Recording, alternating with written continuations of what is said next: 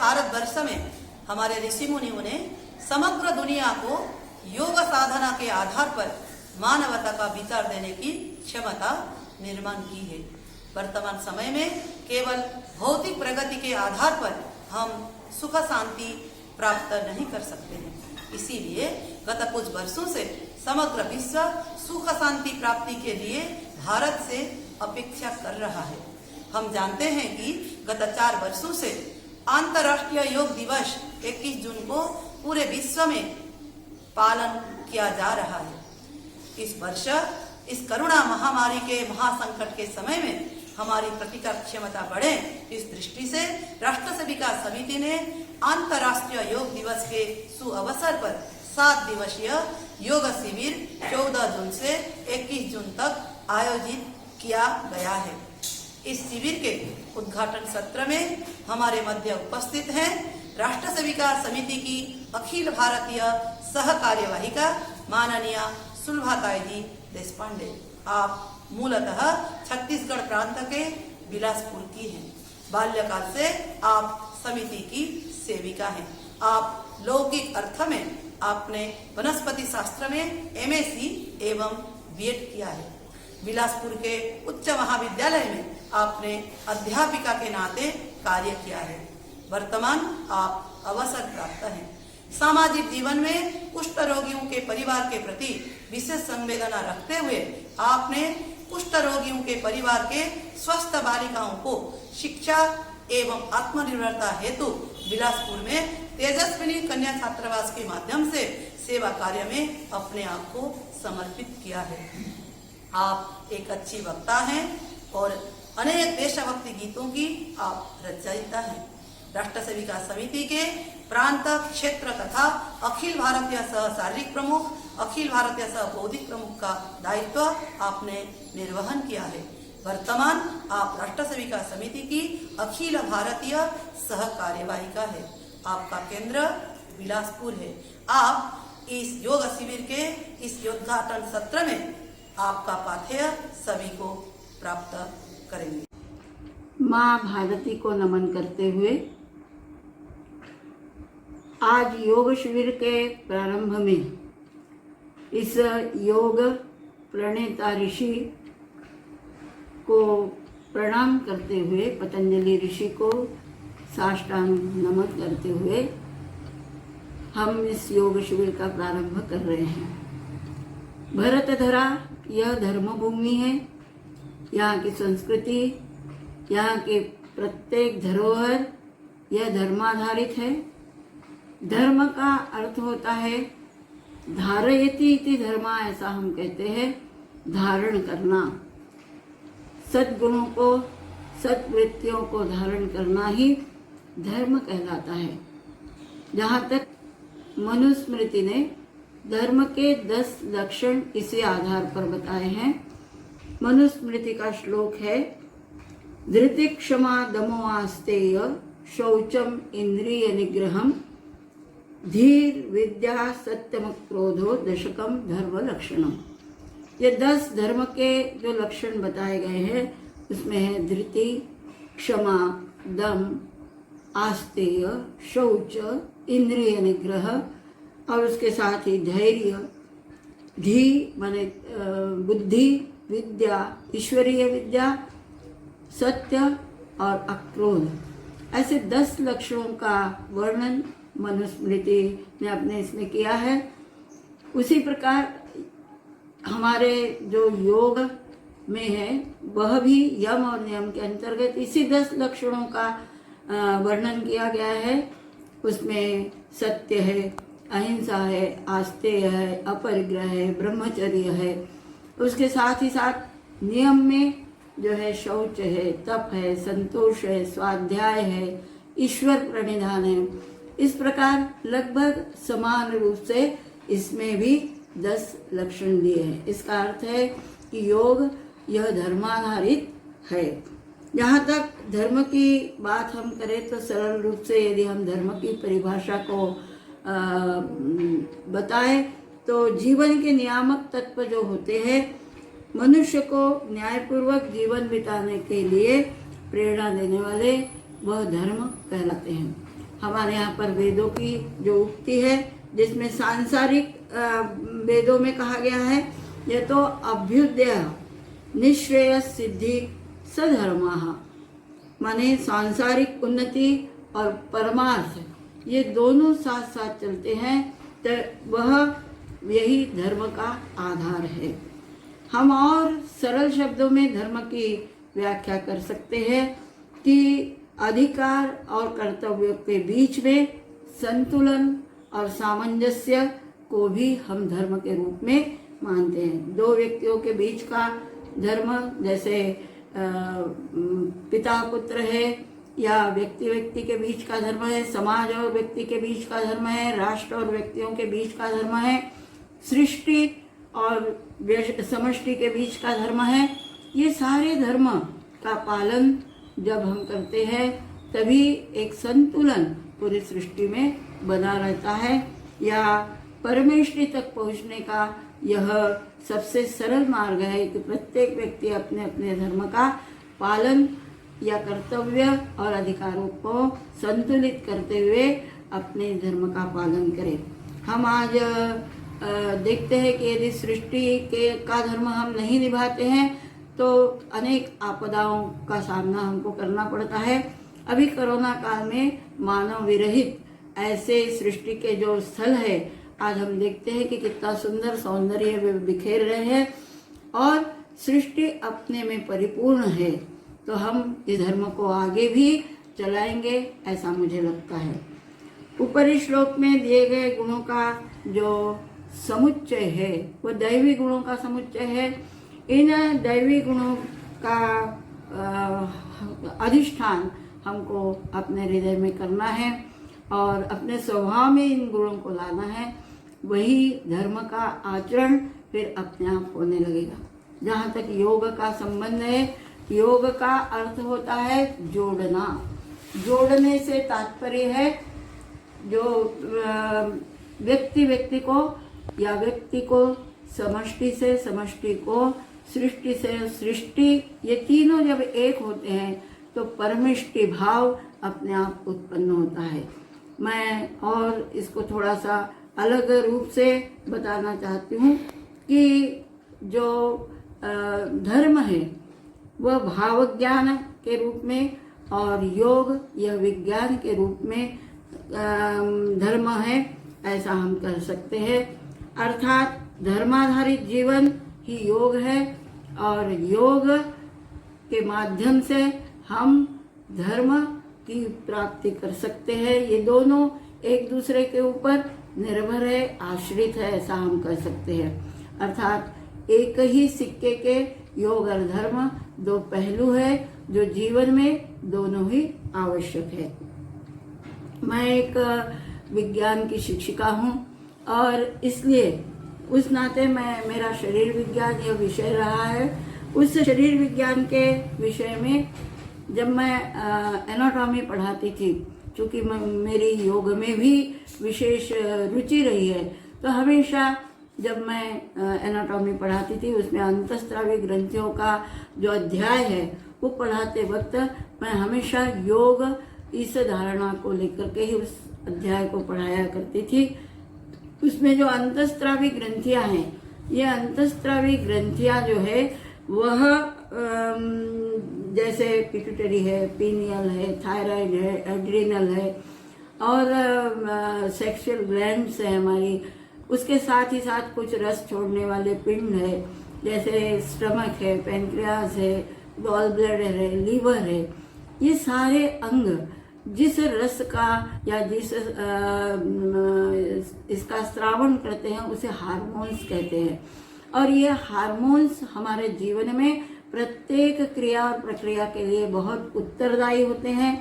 यह यदि थोड़ा भी इनमें विचलन हो तो निश्चित रूप से ये शरीर में व्याधि के रूप में हमको दिखाई देते हैं। इन हार्मोन्स का हमारे जीवन में बहुत अधिक महत्व है। वास्तव में योग में इन जहाँ जहाँ पर ये अंतःस्रावी ग्रंथियाँ हैं उस स्थानों को चक्र के रूप में माना गया है। हमारे शरीर में जो चक्र है उसमें हम मूलाधार चक्र है, स्वादिष्ठान है, मणिपुर चक्र है, अनाहत चक्र है, विशिष्ट चक्र है, इस और अज्ञा चक्र है। उसमें से हर एक चक्र किसी न किसी तत्व से जुड़ा हुआ है। हमारा शरीर पंच तत्व से निर्मित है, तो ये पांचों तत्वों का प्रतिनिधित्व ये चक्र करते हैं। जैसे मूलाधार चक्र है वो पृथ्वी तत्व का करता है, स्वादिष्ठान यह जल तत्व का प्रतिनिधित्व करता है, मणिपुर यह अग्नि तत्व का प्रतिनिधित्व करता है, वैसे ही अनाहत चक्र यह वायु तत्व का प्रतिनिधित्व करता है, और उसके साथ ही साथ विशिष्ट चक्र या आकाश तत्व का प्रतिनिधित्व करता है। इस प्रकार से हमारा शरीर जो पंच तत्व से बना हुआ है, इन पांचों तत्वों का नियंत्रण ये चक्र करते हैं। अर्थात ये चक्र अंतस्त्रावी ग्रंथियों का भी प्रतिनिधित्व करते हैं। योग में इस सब का तालमेल बहुत ही योग्य रीति से यदि होता रहे तो हम सदैव निरोगी रह सकते हैं और हम स्वस्थ और सुंदर रह सकते हैं। यह योग का ये है। उसमें हम और एक बात मैं बहुत महत्वपूर्ण बताना चाहती हूँ कि इन चक्रों को या इन अंतस्त्रावी ग्रंथियों को स्थिर यदि हमको रखना है तो इसके लिए आहार, विहार और व्यवहार, ये तीन बातें बहुत अधिक इसके ऊपर प्रभाव डालती है। उदाहरण के लिए यदि हमारा आहार तामसी है, हम बहुत अधिक आहार में तामसी भोजन करते हैं, क्रोध यदि या झगड़ालू वृत्ति हमारी है, या हम कहते हैं कि मानसिक तनाव में हम बहुत अधिक है, मानसिक तनाव है, अव्यवस्थित यदि हमारी दिनचर्या है, ऐसे निंद्रा, अधिक निंद्रा या कम निंद्रा है, उसके साथ ही साथ लालच, उद्वेग, ऐसे जो हमारे स्वभावगत आवेग वाले ऐसे स्वभावगत गुण हैं, ये हमारे शरीर को या अंतस्त्रावी ग्रंथियों को प्रभावित करते हैं। ये इनके सिक्रीशन में बाधा डालते हैं। समस्त अंतस्त्रावी ग्रंथियां इस प्रकार के स्वभाव से विष उत्पन्न करना शुरू कर देती है, और जैसे ही अंतस्त्रावी ग्रंथियां विष का सिक्रीशन करती है, वैसे ही हमारे शरीर के अंदर की प्रक्रियाएं बदलने लगती है, हम व्याधिग्रस्त होने लगते हैं। हमारे अंदर यदि एक भी ग्रंथि गड़बड़ाती है, मैं एक और बात बताना चाहती हूँ कि सारी ग्रंथियों में एक सुंदर योग सधा हुआ है और ये सारी एक दूसरे के सहयोग से सुंदर कार्यरत रहती है हमारे शरीर में, परंतु एक भी ग्रंथि यदि गड़बड़ाती है तो सारी ग्रंथियां जो है वह विचलित हो जाती है। यदि हमारा मणिपुर तंत्र, मणिपुर चक्र गड़बड़ाता है या अग्नि तत्व गड़बड़ाता है तो एड्रिनल गड़बड़ाती है, एड्रिनल यदि गड़बड़ाती है तो सीधे वो थायराइड के ऊपर, आज थायराइड को लेकर के हमारे यहाँ पर आधे से अधिक लोग चिंतित है या व्याधिग्रस्त है, और ये थायराइड जैसे गड़बड़ाती है तो यह हार्ट के पल्पिटेशन को जो तुरंत असर करती है, बीपी, शुगर और हार्ट अटैक जैसी बीमारियों से व्यक्ति ग्रस्त हो जाता है। आपको लगेगा कि धर्म में मैं ये सब बातें क्यों कह रही हूँ, परंतु यही मेरा बताना है कि आहार, विहार और व्यवहार में यदि हम सात्विक आहार ले तो हमारी सात्विक सोच बनेगी, सात्विक कृति हम अपने जीवन में करेंगे, और प्रकृति जन्य जो गुण हैं उनको उनका आधार लेकर हम सत्कृति में बदलते जाएंगे तो हमारे स्वभाव में भी अंतर आएगा, और जैसे जैसे हम स्वभाव से स्थिर होते जाएंगे, स्वभाव से शांत होते जाएंगे, स्वभाव में जो दैवीय गुणों का जो यहाँ पर मैंने वर्णन पहले किया गया है मनुस्मृति के श्लोक में, उन गुणों को हम धारण करते जाएंगे तो हमारी अंतस्त्रावी ग्रंथियाँ या हमारे चक्र भी जो है वो स्थिर रहेंगे और हम व्याधियों से मुक्त होंगे। और इसलिए सद्विचार, सत्संगति, सद्वृत्तियों को बढ़ाने के लिए हम इस ईर्ष्या, द्वेष आदि जो है उनको अपने स्वभाव से दूर करते जाएंगे। उसके साथ ही साथ हम उसमें जो आस्तेय जो गुण बताया है, या उसके साथ ही साथ अपरिग्रह की जो वृत्ति है, यानी अनावश्यक वस्तुओं का संग्रह जो है वह करना हम बंद कर दें अपने जीवन में, क्योंकि जड़ वस्तुओं का संग्रह हमारे प्रत्येक स्वभाव को भी जड़ बना देता है। आज पाश्चिमात्य संस्कृति के कारण हम जड़ होते चले जा रहे हैं। हमारी जो प्रक्रियाएं हैं, हम मशीनी युग में मशीन के समान होते चले जा रहे हैं, जो अनेक व्याधियों को आज जन्म दे रहा है, अनेक रोगों को हम इसके कारण जन्म दे रहे हैं। और उसके साथ ही साथ हम आलसी, अकर्मण्य और स्वार्थी भी बनते जा रहे हैं। इस शैली ने कर्तव्य और अधिकार इन दोनों के ही बीच का सामंजस्य भी बिगाड़ कर रख दिया है। अतः क्षमा, दया, सेवा, सत्य, प्रेम, ये जो सद्भाव है वह हमारे जीवन से जो है वो खत्म होते चले जा रहे हैं। इसलिए सात्विक गुणों का, सात्विक स्वभाव का की आदत योग के माध्यम से यदि हम अपने अंदर अधिष्ठित करते हैं, इन दैवी गुणों को एक एक करके हम योग के माध्यम से अपने स्वभाव को बदलते हैं, तो निश्चित रूप से ध्यान, धारणा इत्यादि से हम अपने स्वभाव को दैवी गुणों से युक्त कर सकते हैं। और यह दैवी गुण ही धर्माचरण की ओर हमें प्रवृत्त कर सकता है। इसलिए धर्म और योग की जीवन में बहुत अधिक आवश्यकता है, ऐसा मैं कहूँगी। हम आज देख रहे हैं कि कोरोना काल में अधिक स्पष्ट रूप से जो महान देश है, जैसे अमेरिका वगैरह जैसा देश है, वह आज कितनी उनके अंदर हलचल मच गई है कोरोना के कारण। वे उसको संभाल नहीं पा रहे हैं। आज अमेरिका में इसके कारण मृत्यु दर बहुत अधिक है। भारत में भी आज वही स्थिति है, परंतु हम फिर भी अपने इस धर्माचरण के कारण उसका डट करके सामना कर रहे हैं। तो हमारे जो 4 पुरुषार्थ है, जिसमें धर्म, अर्थ, काम और मोक्ष, जो 4 पुरुषार्थ दिए हैं, धर्म के आधार पर यदि हम अर्थ कमाते हैं तो कामनाएं भी निश्चित रूप से सीमित रहेंगी, धर्माधारित रहेंगी, और फिर हम मोक्ष तक अर्थात इन दैवी गुणों से युक्त होकर के अपने इन स्वभाव को भी बदल सकेंगे। मैं यहाँ पर एक 5वां और भी पुरुषार्थ बताना चाहती हूँ, जिसे भक्ति हम कह सकते हैं।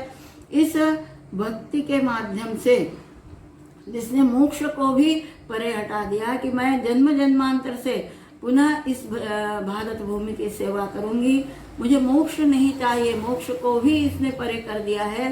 तो इस भरत धरा की सेवा करने का भाव हमारे अंदर पुनर्जन्म को ये करता है कि मैं भारत में बार बार जन्म लूं और बार बार इस भारत माता की सेवा करूं। ऐसा यह 5वां पुरुषार्थ भी हम हमारे अंदर अधिष्ठित करें। तो निश्चित रूप से ये जो 10 लक्षण हैं उनका हमारे जीवन में जो है वह सात्विक गुणों का हमारे जीवन में शस्त्र और शास्त्र के रूप में हम